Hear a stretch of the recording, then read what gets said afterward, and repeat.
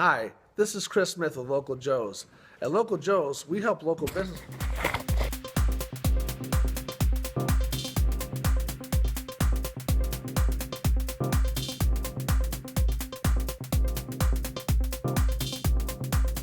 Hi, this is Chris Smith with Local Joe's.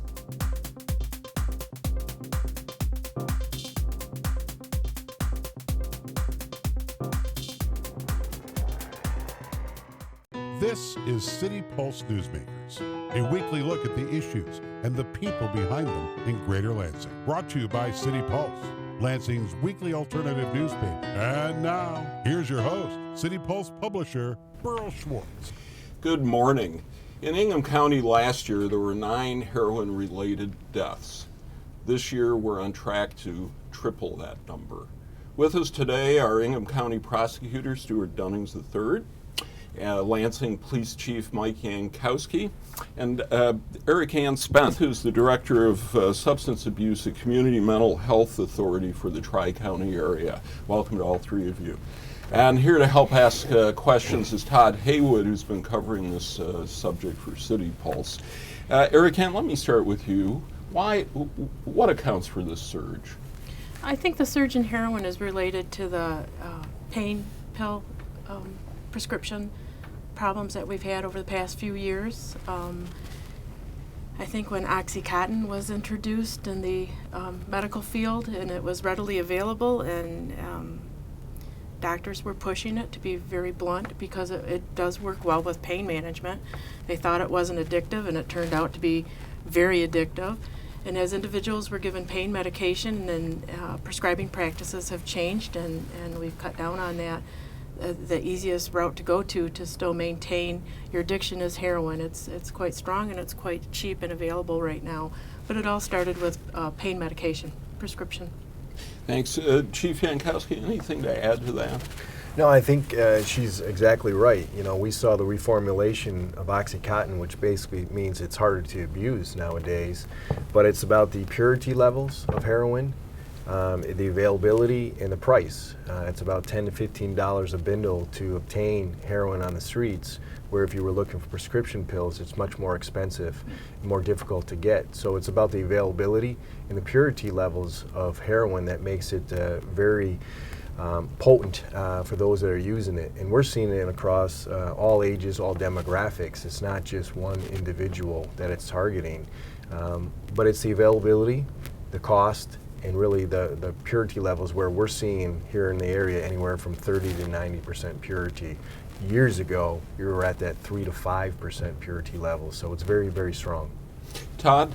Well, I think I'd like to ask both law enforcement agents, what role is sort of organized crime, the drug cartels, playing in this flood of heroin in the United States? Do we know? Well, most of the heroin that's coming into the United States is coming from Mexico and Colombia. And with some of the changes of drug laws over the years, they are transitioning to manufacturing heroin because they see that is the drug of choice here in America, and they can produce it rather cheaply, and they can get it the purity levels pretty high. So when you see the spikes in overdoses here on the street, when somebody sees that someone's overdosing on heroin, they know that is the dealer that has the good stuff on the street at that point in time. So that's what they're looking for, is the purity levels, the high levels. But the majority of the heroin that's coming into this country is through Mexico and Colombia. It goes through the East Coast that they're having a far more significant surge in heroin overdoses. Here in the Midwest, it's Chicago. It'll come in through Chicago to Detroit, and then Detroit to Lansing, or it goes directly from Chicago to Lansing. Prosecutor, what are you hearing in terms of involvement, and what are you looking at as a prosecutor? The same thing. There was a drug summit that the Prosecutors Association had earlier this year, which had all law enforcement from all levels, and the DEA did a presentation as part of that, and they indicated that the vast majority of the heroin that's coming to Michigan is probably being trafficked by the Sinaloa cartel. Okay. Why is the Sinaloa cartel doing that instead of cocaine? I mean, we know that cocaine was a big deal for the South American and Central American cartels for a while. Why move to heroin? I imagine it's supply and demand, basic economics. And is that part of the, and I guess I'll switch that to you, Eric Ann. Is that part of the shift for the prescription drugs because there's now this demand? Absolutely, and I think the cartels were well aware of what was happening. I mean, we had pill mills, and there was a huge shutdown of those, and not so much in Michigan, but on the East Coast. It was a huge problem. We've had that in Michigan, of course, but I think they're well aware. They have their finger on the pulse of what's going on and what's needed. And unfortunately, individuals, there has been an epidemic of pain pill abuse, and as that's been, people have tried to stop that, and I think they've done a pretty good job of doing that. There's still an issue with pain pill medication, but as they've started to do that, I think the cartel knows exactly what the need is and what people are wanting, and it is heroin. You did a story, I think, in the Pulse about a young man named Pavona. Yeah. That was, I think that's a typical story of how anybody can end up being involved with heroin. There was a young man, and he started using prescription pills that he found around his home or got from friends. And prescription opiates, we're talking opiates when we're talking about the prescriptions. Yes. And eventually the cost of getting the pills, as the chief said, on the street is higher than the cost of heroin. Yeah.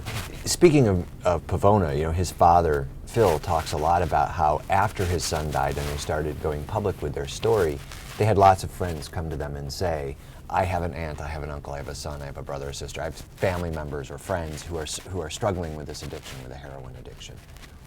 How do we, as a society, address the stigma and give permission to have a conversation about the addiction? Well, I can tell you that at the Lansing Police Department, over the course of the last year plus, we were seeing the increases, the surge in heroin overdoses. For our numbers alone, we've seen about a 600% increase from last year alone. Unofficially right now, we're somewhere around 21 fatalities.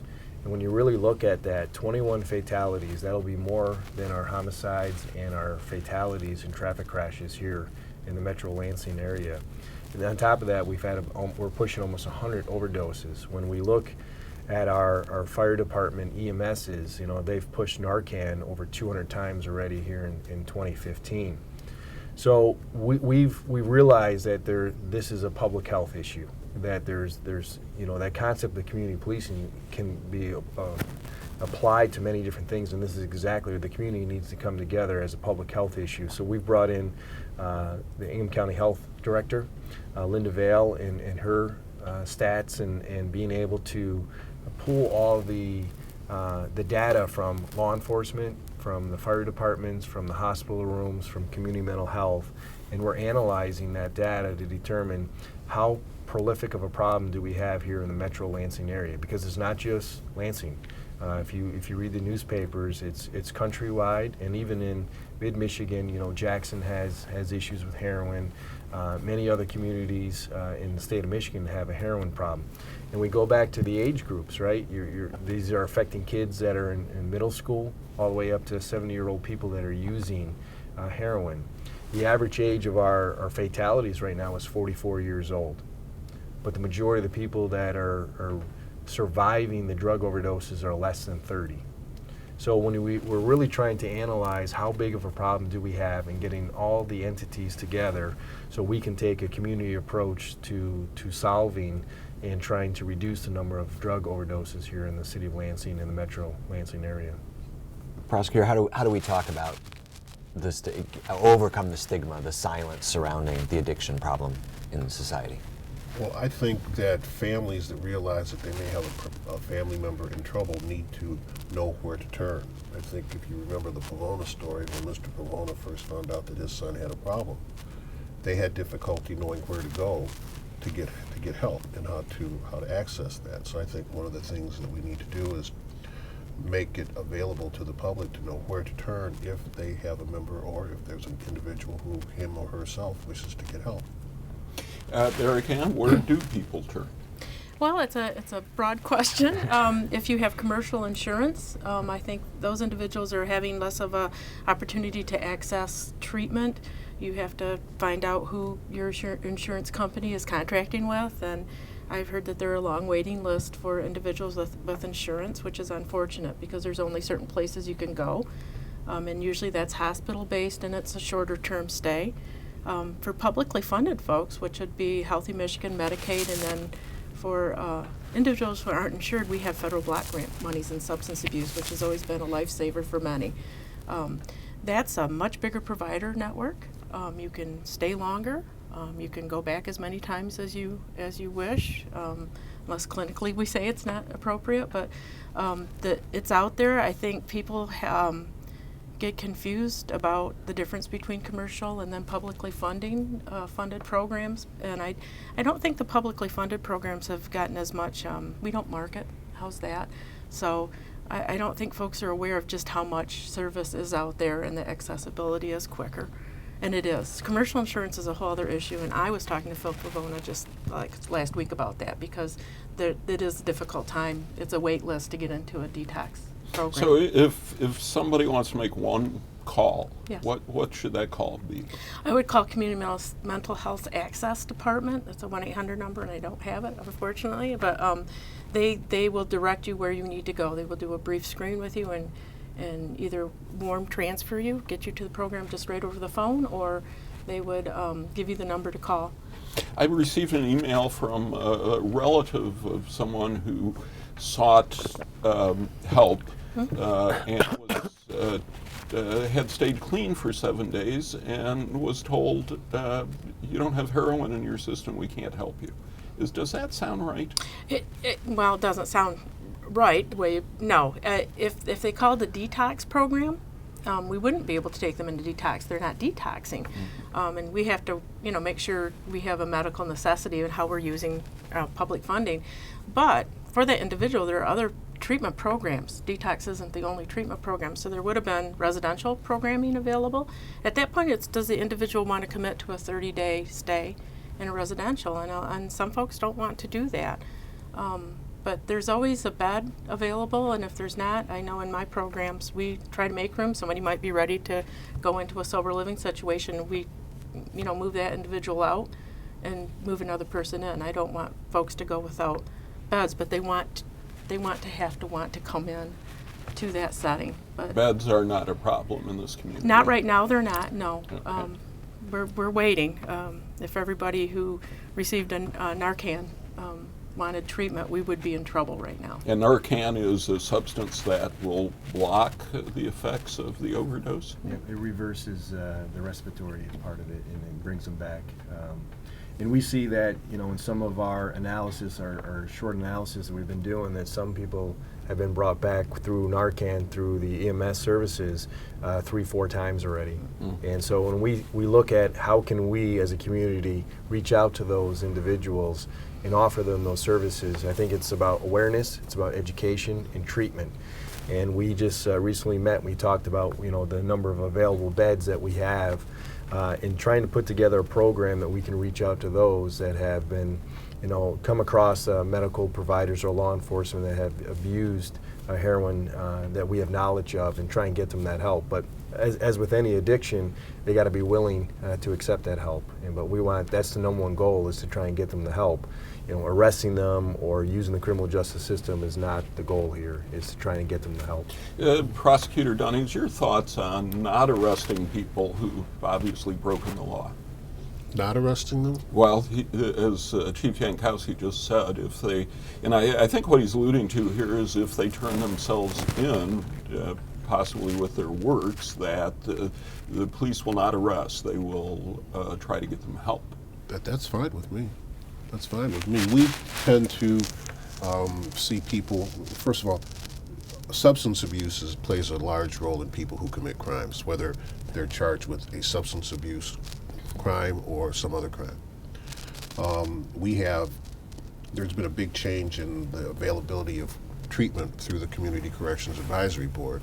It used to be that we couldn't get a person to bed unless they were in what we call a prison cell, unless they were going to be diverted from prison, which never made sense to me.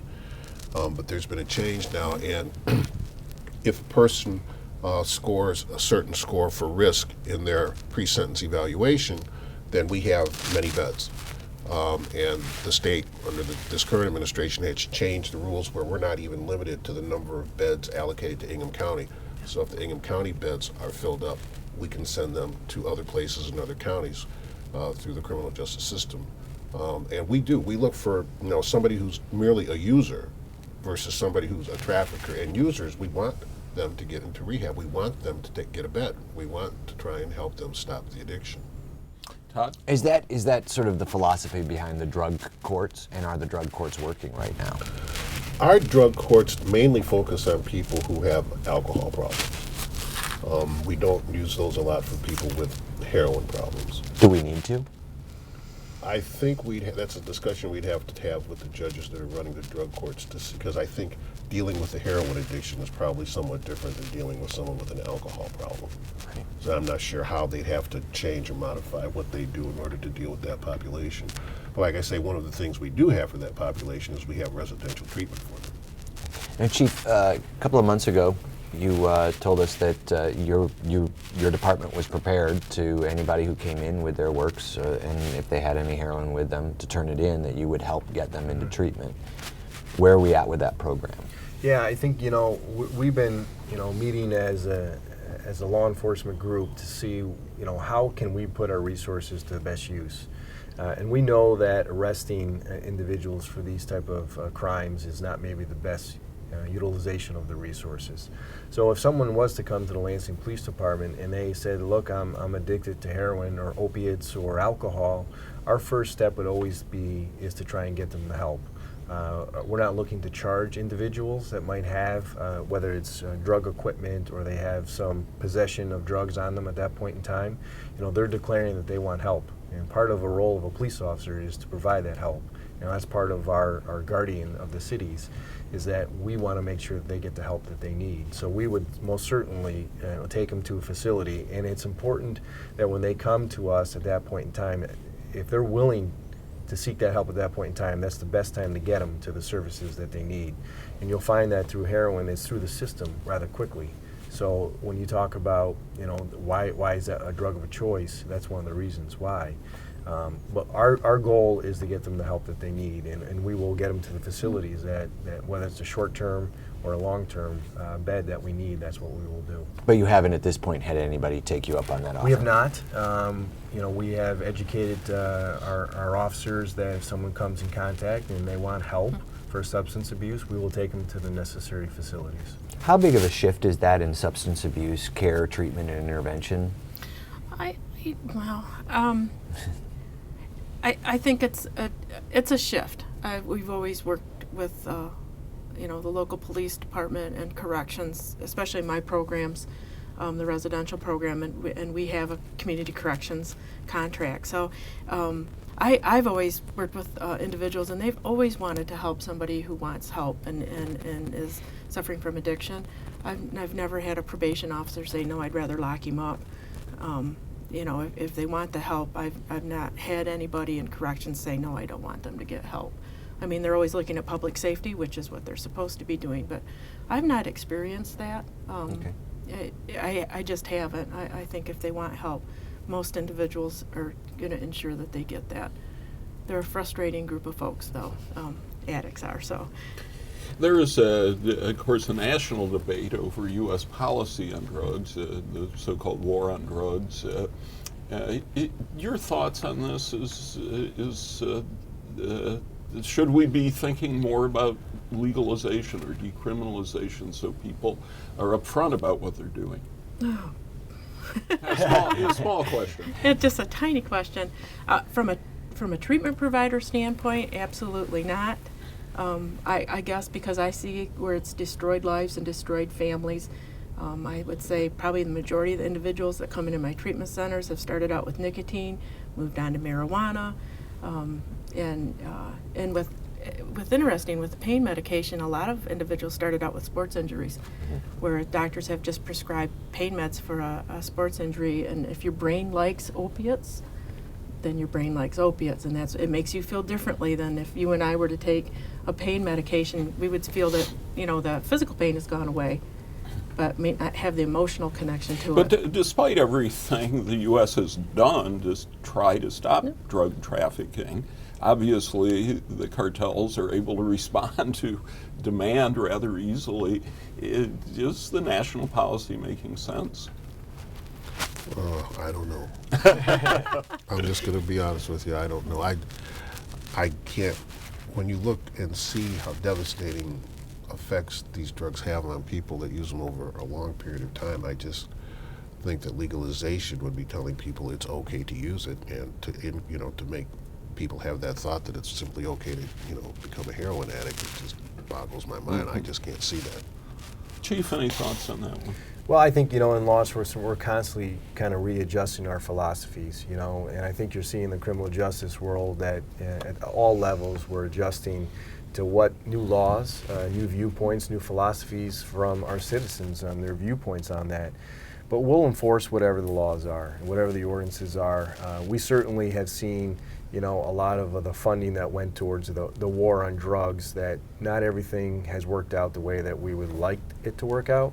But addictions and the criminal elements that spur off of the use of drugs and the sale of drugs, that's still an issue that needs to be resolved with. All right. There's a related issue, which is needles. And we are a community that doesn't allow needle exchanges. Thoughts on that, Eric? I personally do not have a problem with needle exchange. I haven't. I've seen where it has worked well in probably larger urban populations. So it's just who's going to do it. I know with my contracts for the public funding, we're unable to do that, and I'm not sure I would want to do that, but I've never had an issue with that. I think it decreases the amount of HIV and other diseases, and I think they have proven that part of it. And I know Ingham County has quite a increase in HIV, so I've never had a problem with needle exchange. I just have not. I don't think that encourages people to use. The prosecutor, do you have a problem? Not at all. I think for public health reasons alone that a needle exchange makes sense. She was referring to the rise in HIV, and a lot of that may very well be attributed to shared needle use. You're a politician too. Why do you think we don't have a needle exchange program in this community? I'm not much of a politician. You have to get elected then. And I don't know the answer to that question. I've never thought about it. Chief Jankowski, any thoughts? Is that a political problem, or why?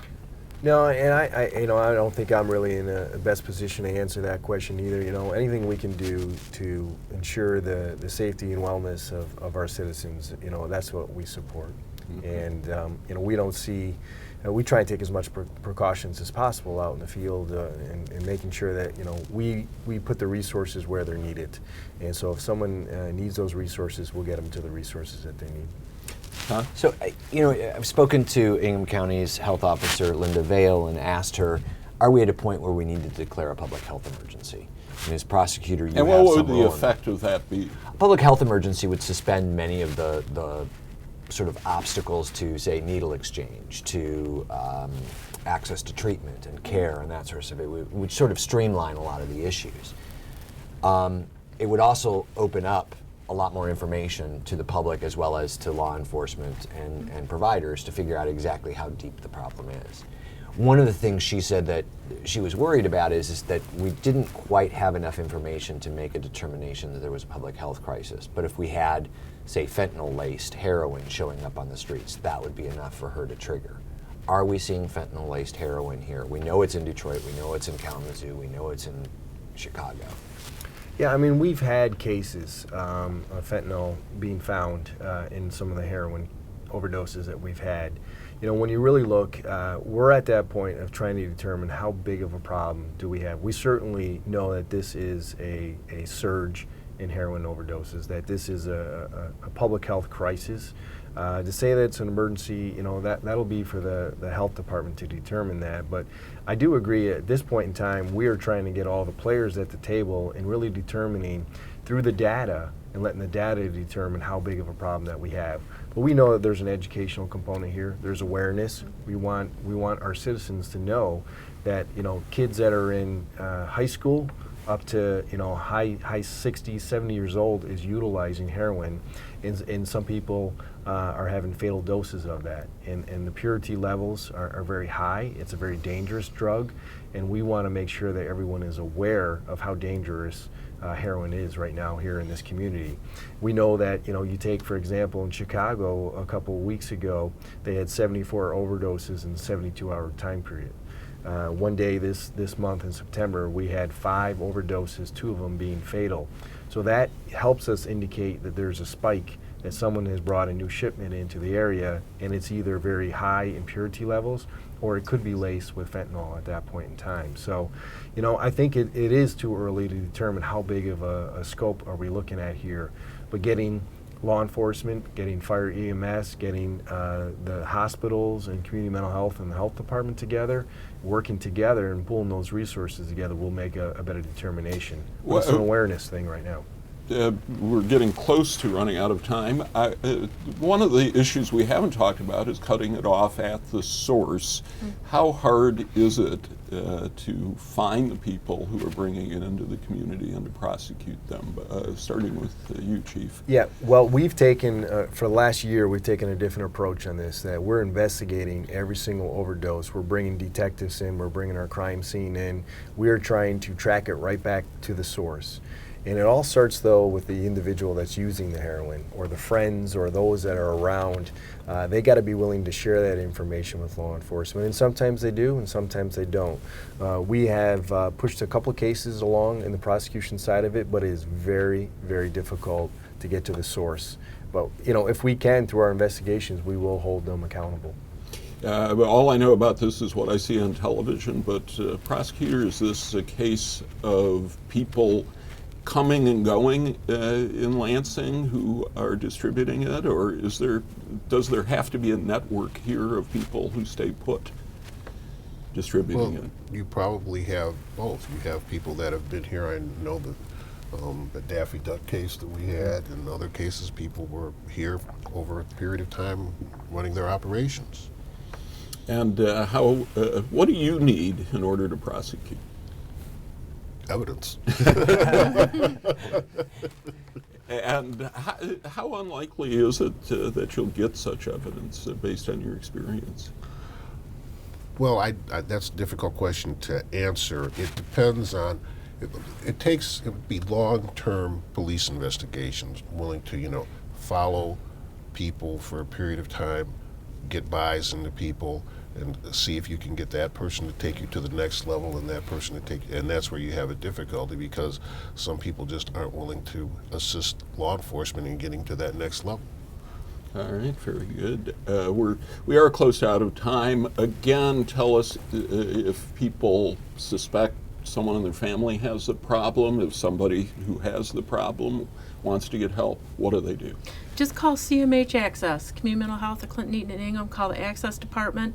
They will get you where you need to go, or at least direct you to the program or the service that you need. All right, help is available. I want to thank Prosecutor Stuart Dunnings III, Police Chief Mike Yankowski, Eric Ann Smith from Community Mental Health, Todd Haywood. Viewers on My 18, you have a choice. You can stick around and see an encore of last week's show on what to do about replacing the Eckert plant, BWL's coal-burning plant. Or you can turn over to radio and listen to City Pulse on the air on the impact. Next week with me will be Attorney General Emeritus Frank Kelly. Thanks for watching.